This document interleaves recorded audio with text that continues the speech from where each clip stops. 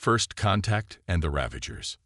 Supreme Counselor Vexera's crystalline form shimmered with distress as she studied the latest reports. The massive display before her showed another system going dark, its stars dimming one by one as the Ravagers consumed everything in their path.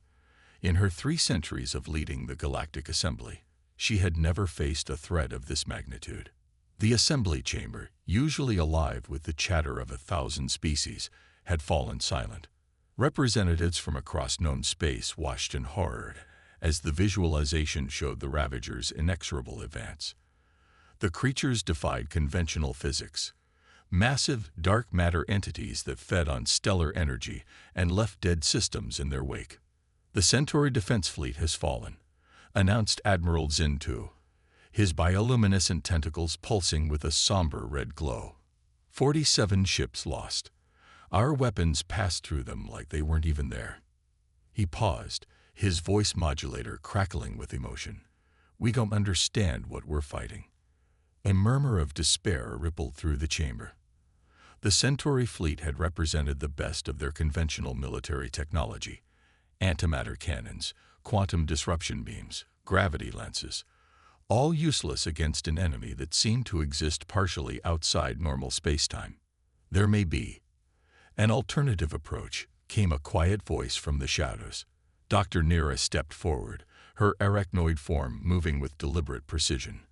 The xenobiologist was known for controversial theories about species development and adaptation. We've been approaching this wrong. We've been trying to fight the Ravagers with technology alone.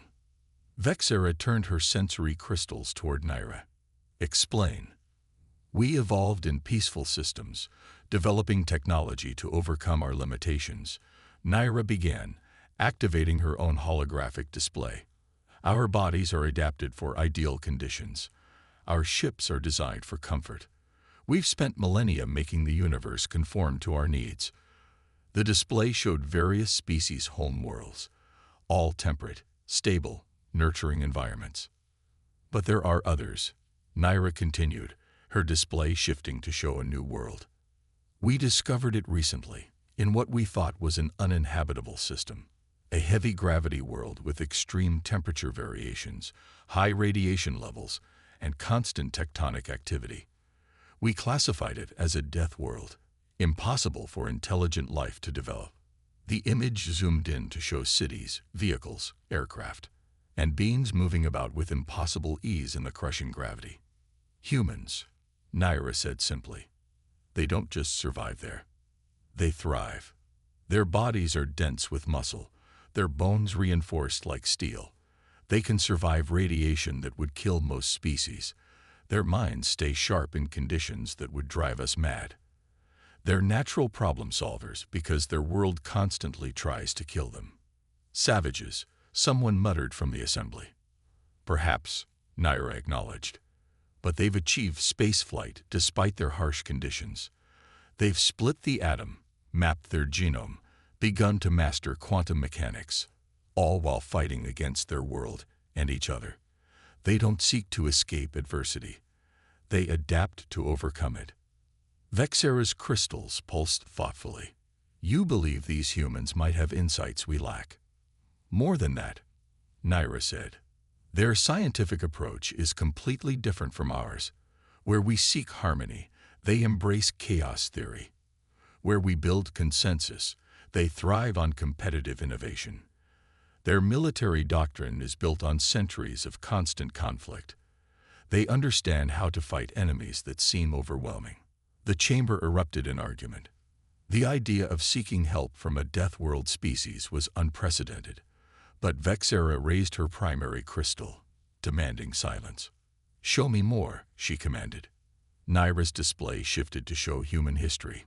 Their wars, their disasters, their pandemics, and their consistent ability to survive and emerge stronger. They call it anti-fragility, she explained. Systems that don't just resist stress, but actually grow stronger from it. Their entire civilization is built on this principle. And you believe this makes them uniquely suited to fight the Ravagers. The Ravagers operate outside our understanding of physics. We need a species that excels at finding unconventional solutions. Humans don't accept impossible situations. They simply haven't found the solution yet. Admiral Zintu's tentacles writhed skeptically. They're barely into their space age. Their technology is primitive. Then we give them access to ours, Naira said simply. Not as a gentle uplift over centuries, but as an immediate technology transfer. Let them apply their unique perspective to advanced technology. Their history shows they can adapt to radical changes with incredible speed. Vexera was silent for a long moment, her crystals shifting through spectrums of thought. The assembly waited anxiously for her decision. Finally, she spoke. The risk of inaction is extinction. We no longer have the luxury of caution. Admiral, prepare a first contact team. Dr. Naira, you will lead it. We need to convince these humans not just to join us, but to help us completely reimagine how we fight.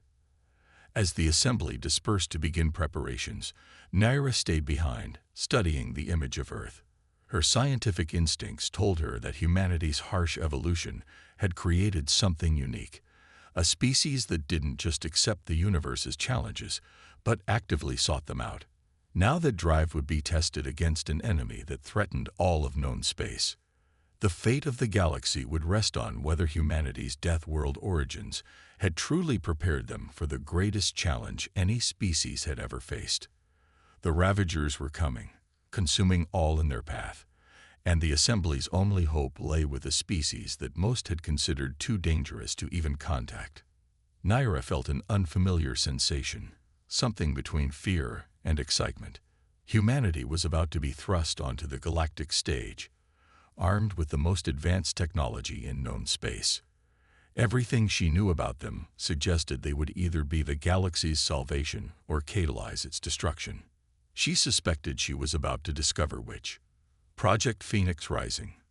Commander Sarah Chen stood in the newly constructed lunar integration facility, watching Earth rise over the horizon through reinforced windows. 6 months ago, she'd been commanding a carrier group in the Pacific. Now she was preparing to lead humanity's first combined fleet against an enemy that ate stars. Still admiring the view. The translated voice had a musical quality to it. Dr. Naira moved on her 8 legs to stand beside Sarah, her compound eyes reflecting the Earth's blue glow. Your species seems particularly attached to your world, despite its hostilities. Maybe because of them, Sarah replied. You don't appreciate something unless you have to fight for it. She turned to face the alien scientist. How are the neural interface integrations coming along? Fascinating results. Naira's mandibles clicked with excitement. Your pilots adapt to the quantum navigation systems in hours, not months. Their brains seem particularly suited to processing multiple dimensional awareness, though they do keep trying to push the systems beyond safe parameters. Sarah smiled. Get used to that. We don't believe in safe parameters.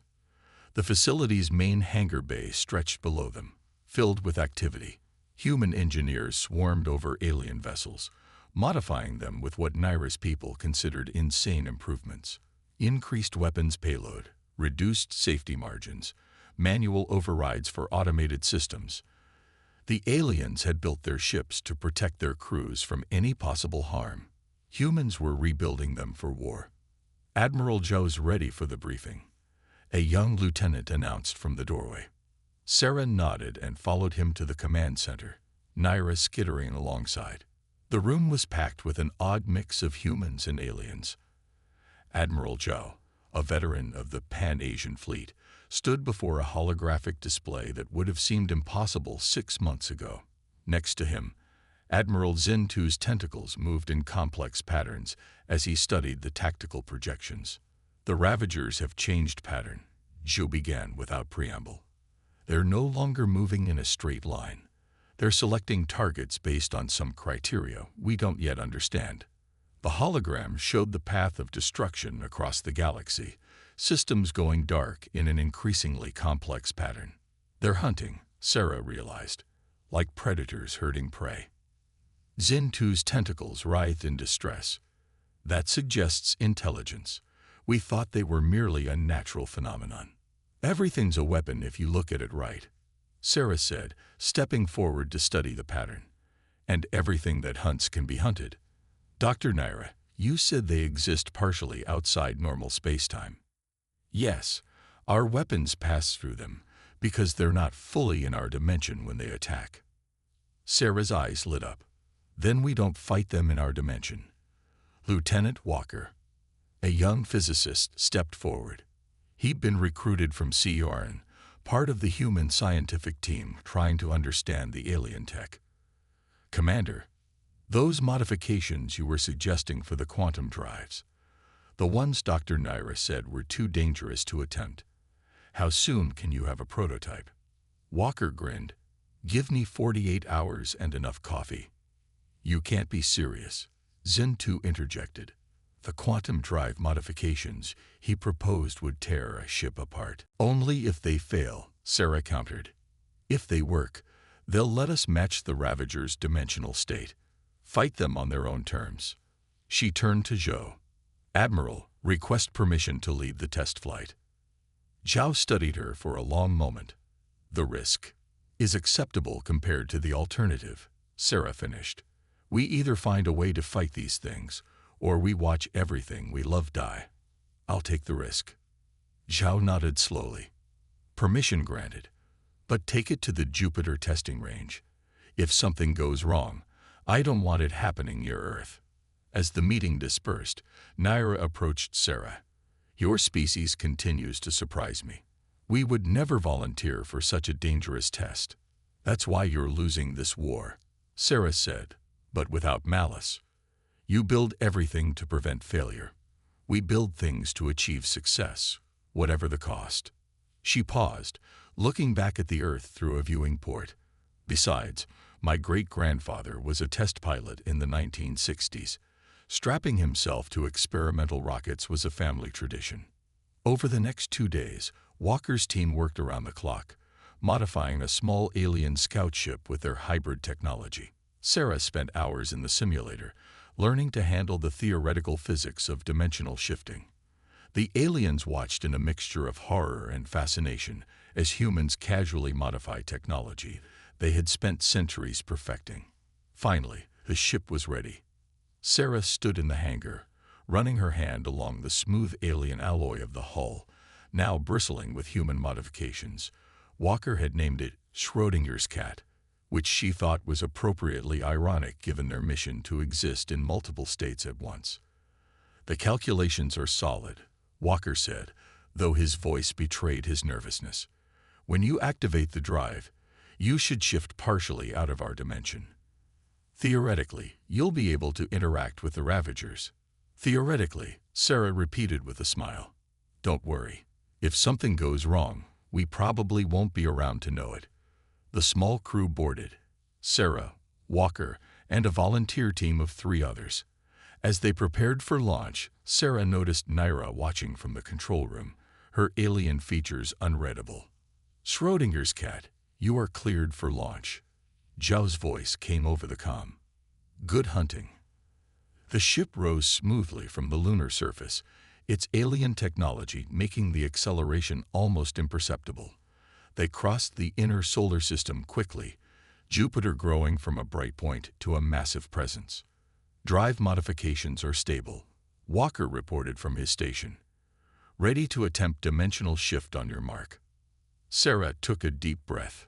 This was the moment that would determine if humanity had found a way to fight back, or if they were about to join the long list of failed experiments in human history. Mark. Walker activated the drive. Reality shifted. The ship seemed to exist in multiple places at once, probability clouds replacing solid matter. Through the viewport, Jupiter seemed to both exist and not exist, its massive form splitting into quantum possibilities. Holy shit, Walker whispered. It worked. We're actually quantum tunneling on a macroscopic scale. Sarah felt strange, her consciousness spreading across multiple possible states. But her mind adapted, just as Naira had predicted humans would. In this state, she could sense things differently. Space itself seemed less like a vacuum and more like an ocean of possibilities. Take us back, she ordered after they'd gathered enough data. The return shift was disorienting, reality snapping back into single states. When they landed, the hangar was crowded with humans and aliens alike, all waiting to hear the results. Sarah stepped out, still slightly dizzy from the experience. "It worked," she announced simply. "We can match their dimensional state. Now we just need to weaponize it." Zhao nodded grimly. "Then we begin Phase 2. Full production of the modified fleet begins immediately. Commander Chen, you'll oversee the training program. Teach our pilots how to fight in quantum space." As the hangar erupted in activity, Sarah caught Naira's eye. The alien scientist moved closer. "You actually did it," Naira said. "You took our technology, and in 6 months found a way to do what we couldn't in centuries." "That's what humans do," Sarah replied. "We see impossible problems as challenges to overcome." She looked at the ship, already being swarmed by engineers ready to begin mass production modifications. The real test comes next. The Ravagers are about to learn they're not the only predators in this galaxy. Trial by fire. The Proxima Centauri system blazed on tactical displays throughout the combined fleet. 50 ships hung in the void, human-modified vessels crewed by both Earth's forces and alien volunteers who'd undergone the brutal new training programs. At their head, the flagship Phoenix Rising waited, Commander Sarah Chen standing on her quantum-shifted bridge. "Ravager swarm detected," Lieutenant Walker announced from his science station, his voice tense but controlled. "They're following the predicted path, 300 entities, approaching at 0.2 light speed." Sarah nodded, studying the tactical display where the Ravagers appeared as probability clouds rather than solid objects. The enemy that had terrorized the galaxy was about to meet humanity's response. She opened a channel to the fleet. "All ships, this is Commander Chen. We've trained for this moment. Everything the Galactic Assembly feared about humanity. Our aggression, our recklessness, our inability to accept defeat, those are about to become our greatest weapons." She paused, watching the enemy approach. "Activate quantum drives. Weapons free. Show them what Deathworlders can do." 50 ships shifted simultaneously, reality blurring as they matched the Ravager's dimensional state. Through the quantum-enhanced sensors, Sarah could see the enemy clearly for the first time. They were beautiful in their horror, massive beings of dark energy, shifting between dimensions as naturally as fish swam through water. "They're reacting to our presence," Walker reported. "This is new behavior. They've never responded to conventional ships before." "Because we're the first thing they've met that can actually hurt them," Sarah replied. "Battle groups. Execute attack pattern theta. Show them what we learned from Earth's predators." The fleet split into hunting packs of 5 ships each, mirroring the hunting strategies of wolf packs that had evolved on Earth. The Ravagers, faced with prey that could actually interact with them, began to show signs of confusion. "First blood is ours," Sarah ordered. "Battle Group 7, you have weapons free." The first attack run was textbook perfect. 5 ships, led by Captain Miguel Rodriguez, dove through the Ravager formation. Their modified quantum weapons, dubbed reality anchors, fired in perfect sequence. The weapons didn't try to destroy the Ravagers directly. Instead, they forced sections of the creatures into a fixed dimensional state, causing massive trauma as parts of their bodies were suddenly bound to normal space-time while the rest tried to remain shifted. The targeted Ravager writhed in multi-dimensional agony, its dark energy form fluctuating wildly before collapsing in on itself.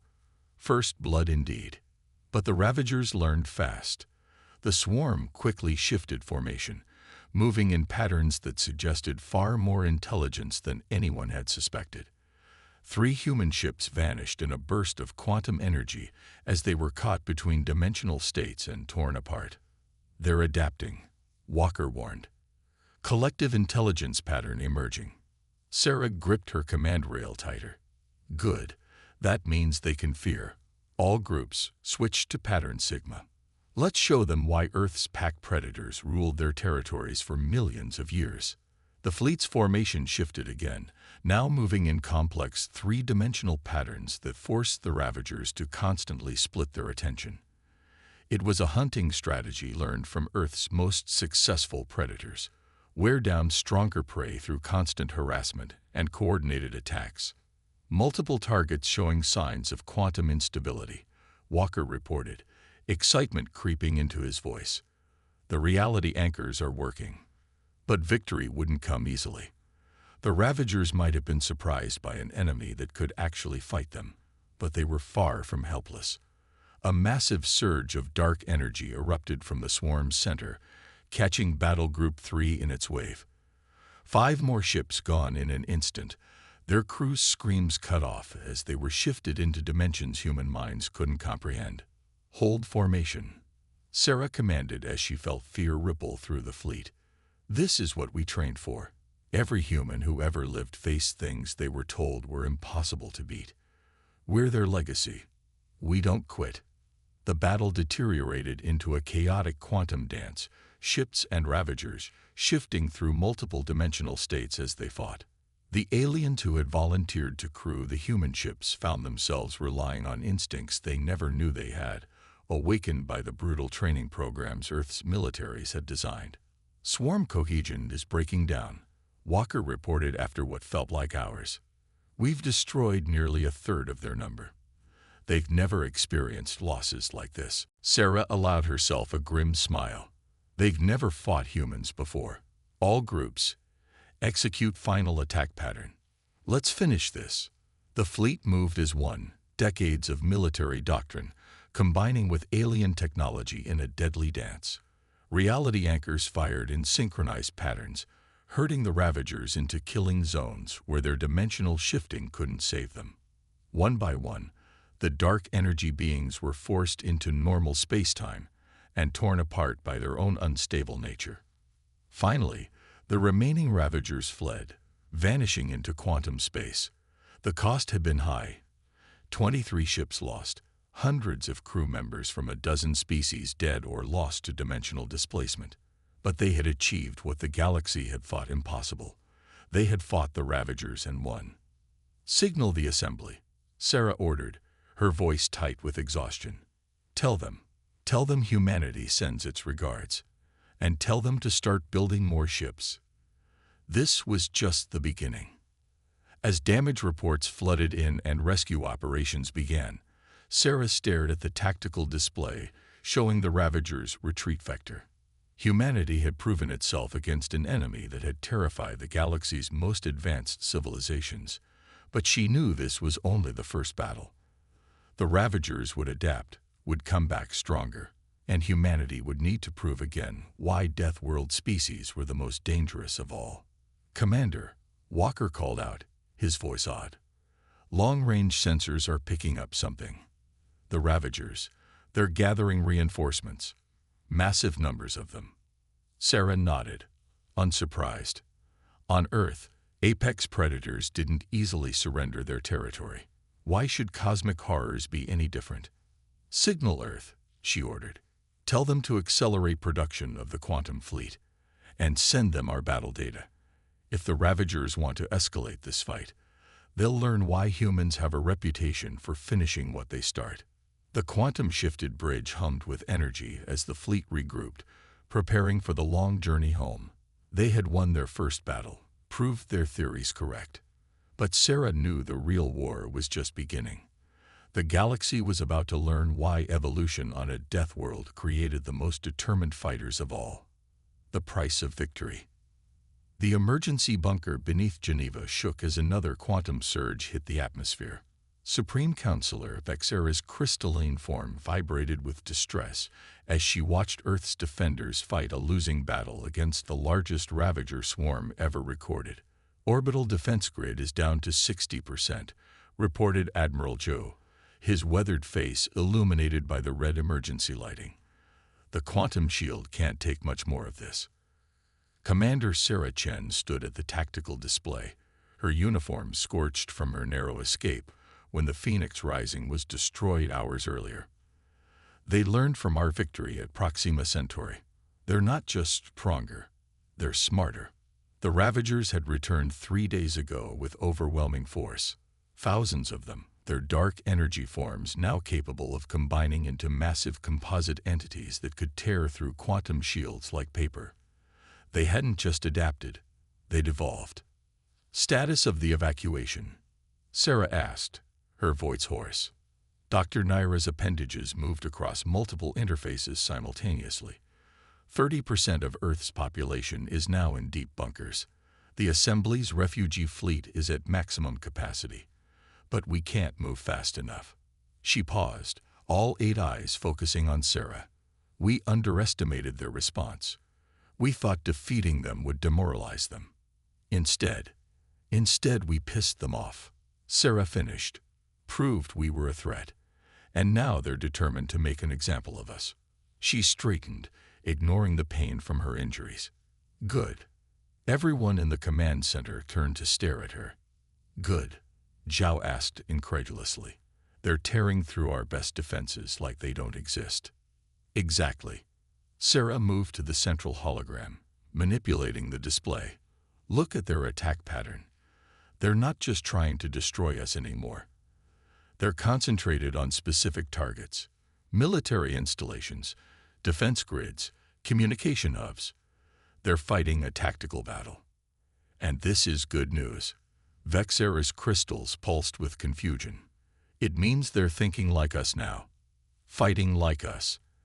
And that means, Sarah's eyes lit up with sudden understanding. They're starting to think like predators. Lieutenant Walker. Walker looked up from his station, where he'd been analyzing sensor data. Commander, you said the Ravagers are showing signs of collective intelligence. Could that be their weakness?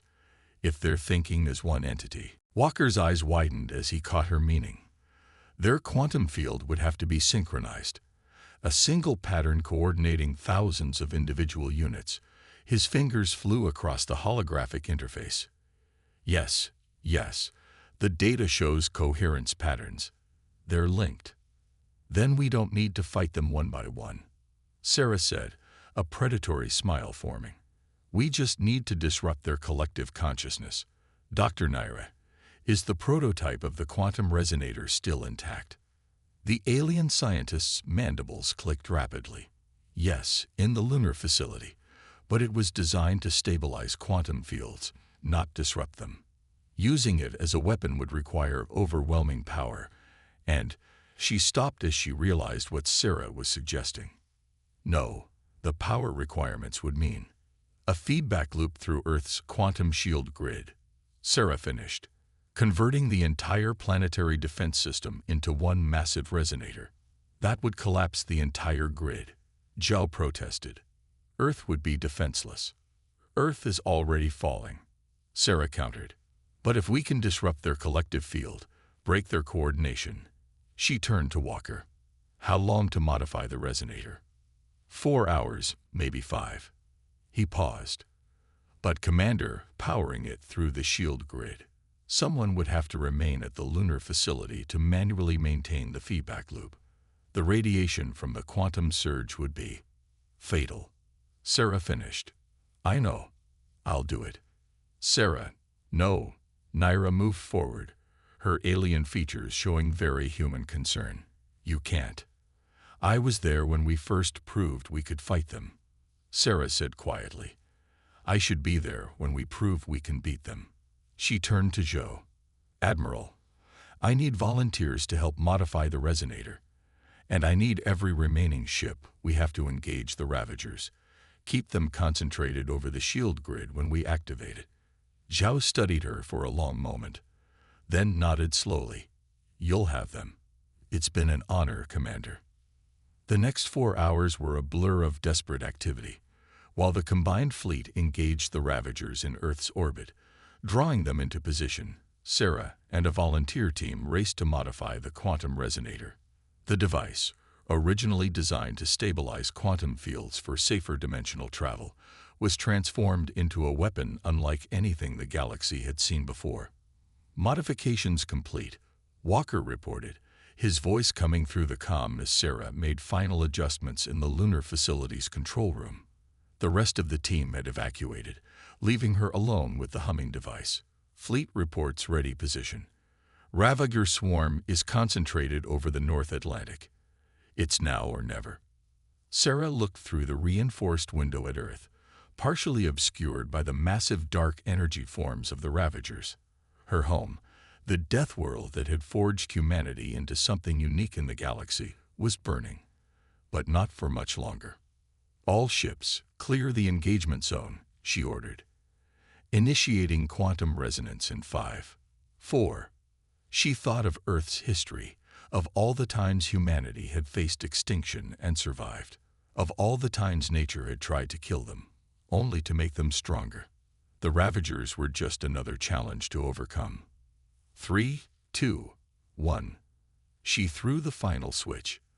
The quantum shield grid surrounding Earth began to pulse with impossible energies as the resonator fed its power back through the network. The Ravagers, their collective consciousness suddenly assaulted by waves of quantum disruption, began to writhe in space. The lunar facility's walls glowed with lethal radiation as Sarah maintained the feedback loop manually, her body already beginning to fail from the exposure. But she held on, watching through failing eyes as the massive Ravager swarm began to break apart. Without their collective consciousness to coordinate them, the individual Ravagers began to lose coherence.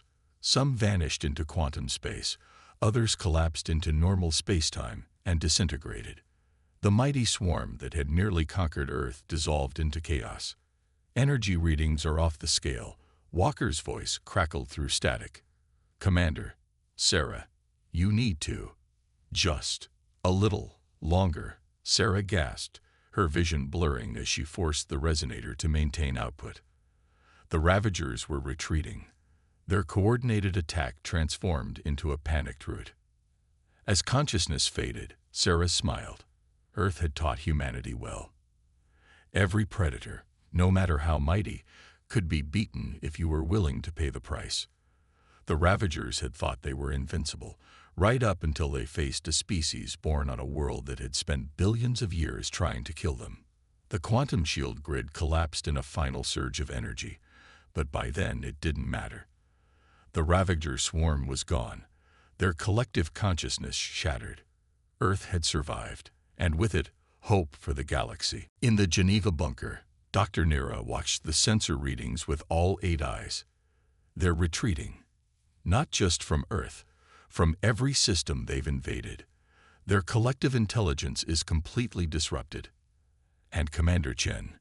Zhao asked quietly. Naira's appendages drooped. The lunar facility. There was no way to survive that level of quantum radiation. Vexera's crystals pulsed softly. She knew. She knew from the moment she proposed the plan. "Of course she did," Zhao said. "She was human. We don't accept no-win scenarios. We just change the rules until we find a way to win." He straightened. "Get me a channel to the assembly. Tell them Earth stands ready to lead the defense of the galaxy. The Ravagers will be back eventually, and we'll be ready for them." As cleanup operations began, and the refugee ships started returning people to Earth, Dr. Nira found herself in the ruins of the Lunar Integration Facility. In Sarah's office, she found a message crystal recorded shortly before the final battle. She activated it, and Sarah's hologram appeared. "If you're seeing this, the plan worked. Tell the assembly that humanity is ready to take our place among the stars. We've proven we can fight the impossible and win. But more importantly, we've proven that the very things they feared about us, our aggression, our ruthlessness, our refusal to accept defeat, make us the perfect guardians of galactic peace. The Deathworlders they once feared will become the shield that protects them all." The hologram smiled. "And Naira, thanks for believing in us first. Humanity won't let you down." Legacy of the Deathworlders. 5 years after the Battle of Earth, the Galactic Assembly Chamber looked very different. Where once alien representatives had clustered in environment-controlled pods, now they mingled freely, many wearing modified versions of human environmental suits. The chamber's center featured a striking memorial. a quantum blast sculpture showing a human figure standing against the dark energy form of a Ravager. Admiral Joe, now Earth's primary representative to the Assembly, stood before the gathered species. His dress uniform bore the newly created insignia of the Combined Defense Force, a phoenix rising from a quantum field. "The latest patrol reports confirm it," he announced. "The Ravager fragments we've tracked have shown no signs of reforming their collective intelligence. The quantum resonance weapon permanently disrupted their ability to coordinate on a large scale." Supreme Counselor Vexera's crystals pulsed with approval. "And the Defense Network. The Earth-designed quantum early warning system is operational in 80% of populated systems," Zhao reported. "The new fleet bases are running at full capacity, training crews from every member species in advanced combat techniques. The galaxy is more secure than it's been in centuries." Dr. Naira, now head of the Combined Species Research Division, moved forward on her mechanized mobility frame, one of many human innovations that had changed how different species interacted. "The cultural integration has been even more successful than we anticipated. Humanity's influence has sparked a renaissance of innovation across the Assembly." The changes were evident throughout civilized space. Species that had once relied entirely on automation now learned to master their technology directly. Comfort-focused designs had given way to more robust, adaptable systems. The Assembly civilians had begun to show something they'd learned from humans: resilience. "There have been challenges," Zhao acknowledged. "Not everyone was ready for humanity's direct approach to problem-solving. But the results speak for themselves. Trade is up 300%. Scientific breakthroughs are happening monthly instead of yearly.